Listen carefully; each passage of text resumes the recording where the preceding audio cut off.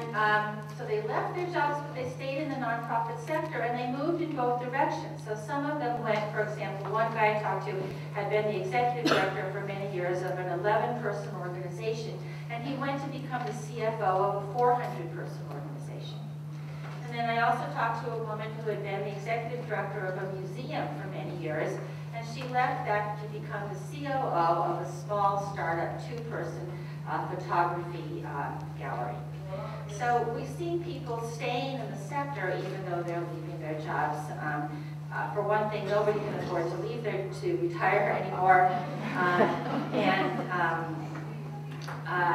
and people don't want to. They want to continue contributing to the sector, but just in a different way. And people are also, we know, staying in the workforce simply longer. I know one guy who is 76 now, and he works full-time as the development director for a university. So, you know, when you're thinking about hiring a development director, you hardly ever say to yourself something like, who do we know who's 75, you know? So we're seeing people stay productive in the sector for many years, even as they change positions and change organizations. So I want to talk about 2 challenges for nonprofits in this, as our river kind of turns into this new ecosystem. And I mentioned a couple already. One is kind of changing economic climate in which we are working with. One I think I want to talk about is volunteerism. I think one of the other downsides of the professionalization movement has been a neglect and almost a kind of disrespectfulness towards volunteerism. You know, if you took the people in the United States that volunteer and you divided that, you know, you created that into full-time jobs, 40 hours a week kind of thing, the number of full-time employees that the nonprofit sector manages as volunteers is bigger than the entire uniformed personnel of all branches of the United States military. So we are not just an army of volunteers, we are literally an Army, Navy, Air Force, Coast Guard, and Marines of volunteers. So imagine that we are, in fact, if you think about that, that's the workforce, the unpaid workforce that we are deploying in society, and imagine the impacts that we have through that force of volunteers. But instead, those of us who are on staff often tend to say things like, well, we hardly have any staff, so we have to rely on volunteers. And anyone who says that, I would ask us to rethink that and to say instead, because we have so many volunteers, we hardly need any staff. Did a research project once with a lot of all volunteer organizations, you know, ranging from soccer leagues, for example, to daffodil clubs, the Ferrari Owners Club, church organizations, church pantries, all kinds of different things. And one of the worst things, scariest things that came out of that work was we asked people, what do you call yourself? Do you call yourself a group, an association, a nonprofit organization? And everybody said, well, we're not a nonprofit because we don't have any paid staff.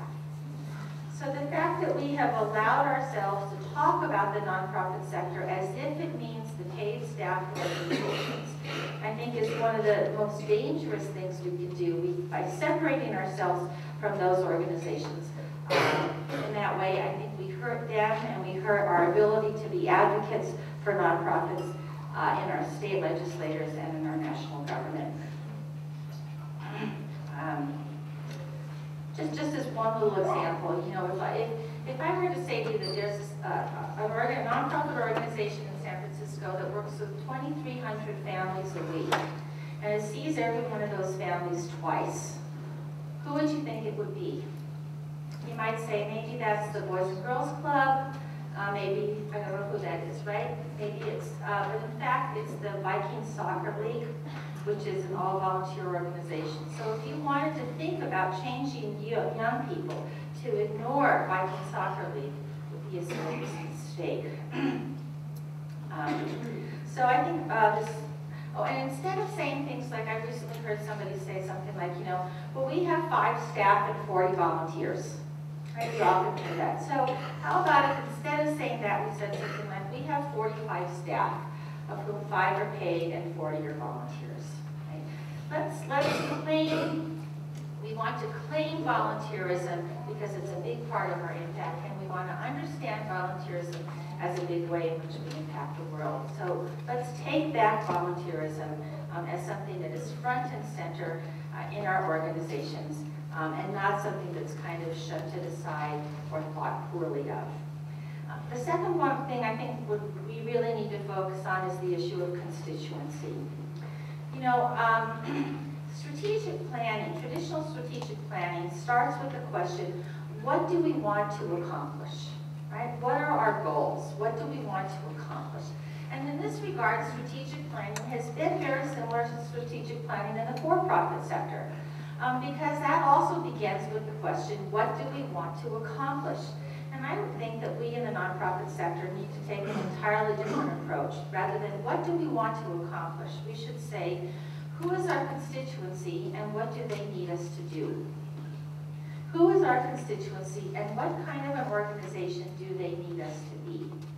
So just as one extreme example, if you were an organization in New Orleans or Mississippi during Katrina or Ike, you couldn't just say things like, well, gosh, you know, we're an XYZ organization and you want to sleep here on the floor for a couple of days. No, that's not part of our mission. Right? You would say, this is our constituency and the kind of organization they need us to be right now is a disaster relief organization. So I would invite us to ask ourselves, who is our constituency and what kind of organization do they need us to be right now? And also ask, similarly, for executive directors to ask themselves, what kind of an executive director does my organization need me to be right now?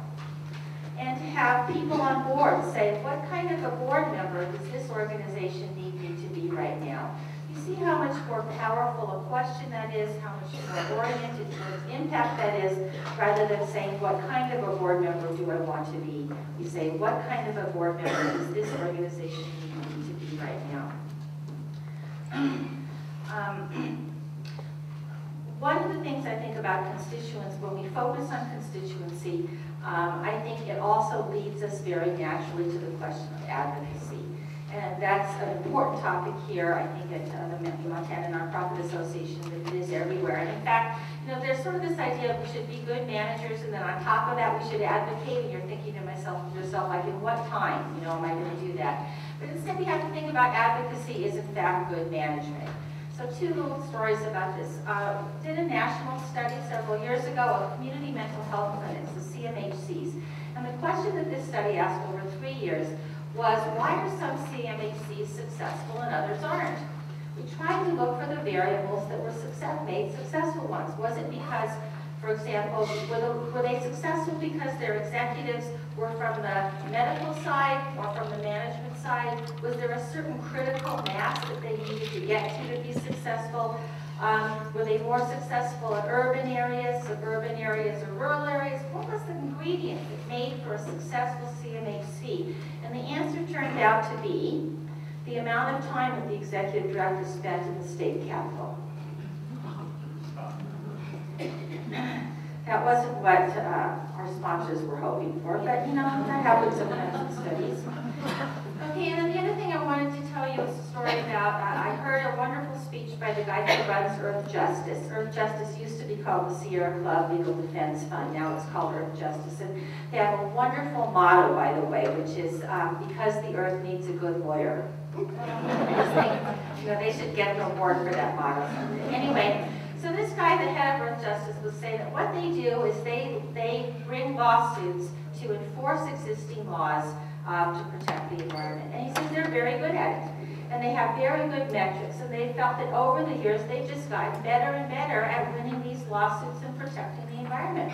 But he said the thing that he didn't realize was that at the same time that their metrics were going better and better and better, the environmental movement on which